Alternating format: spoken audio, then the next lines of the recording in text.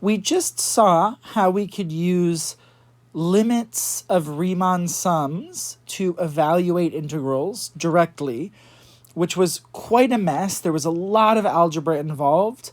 It was probably a little bit confusing because this is the first time we looked at limits of sums, actually dealing with sigma notations inside of limits and multiple variables, i's and n's and everything. It was just a lot.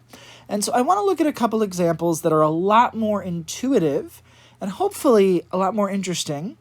I want to evaluate a couple of integrals by interpreting them as areas. Remember that integrals were another way of writing the limit as n approaches infinity of basically a Riemann sum, and that gave us the area under a curve. So instead of using integrals to calculate areas, let's use areas that we already know to calculate integrals. So if we look at this first one, the function that we're looking at is the square root of 1 minus x squared. So that basically gives us the graph y equals the square root of 1 minus x squared. If you don't know what that graph looks like, you can square both sides to get rid of the square root. That gives us y squared equals 1 minus x squared. And if we add x squared to both sides, we get something that is a little bit recognizable. X squared plus y squared equals 1. Do you know what shape that is if we were to graph it? That is not just any old circle, that is the unit circle centered at the origin. Boom! Now in particular, because y is the positive square root of 1 minus x squared, we're actually looking at the upper half of that circle.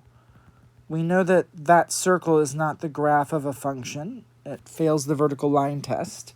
But we know that it's going to be the upper half because it's the principal square root or the positive square root. And so if we're looking at the integral of that from 0 to 1, then basically, I'm going to do this in red, we're looking from 0 to 1, we're looking at the area underneath that portion of the curve. So we are effectively looking at the area of this region.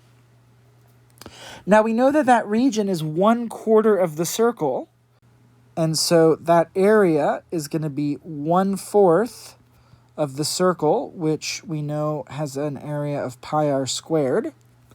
The radius of this circle is 1, so it's going to be 1/4 times pi times 1 squared, which is going to be 1/4 pi. And because that area is what we're calculating by doing that integral, it means that that is the value of the integral. So we know that the integral from 0 to 1 of the square root of 1 minus x squared dx is equal to pi over 4. We didn't have to do any crazy limits of sums with all sorts of very complicated algebraic calculations because we know that this represents the area of this region, and that is just 1/4 of a circle with area pi, and so that has area pi fourth, and that is our integral. All right, let's take a look at the next one. This one over here, we are looking at the function f of x equals x minus 1. So we're going to look at the graph y equals x minus 1. So let's grab some axes. This is a linear function. The graph is going to be a line. And we know that our x values, we're looking between 0 and 3. So we definitely want to make sure that we have those on our graph. And y equals x minus 1 is a line that has y-intercept -1 and slope +1. So we go up 1 to the right 1, up 1 to the right 1, up 1 to the right 1. This is not a crazy difficult line. And we are specifically looking between 0 and 3. So we're looking between here and here. And it looks like there's actually two different regions that we have. We've got one region that is above the x-axis, So that's going to contribute some positive area. And we've got a smaller region, a smaller triangle below the x-axis. So that's going to contribute some negative area. So if we call these areas A1 and A2, this integral from 0 to 3 of x minus 1 dx is going to be A1 minus A2, A sub 1 minus A sub 2, because A sub 1 is contributing positive area and A sub 2 is contributing negative area. Now the area of a triangle is 1/2 base times height. If we look at triangle 1, the one above the x-axis, that's going to be 1/2 times 2 as a base times 2 as a height. And then for the other one, it's going to be 1/2 times 1 as a base times 1 as a height. So that first one is going to be 1/2 times 4, which is 2, and then minus 1/2.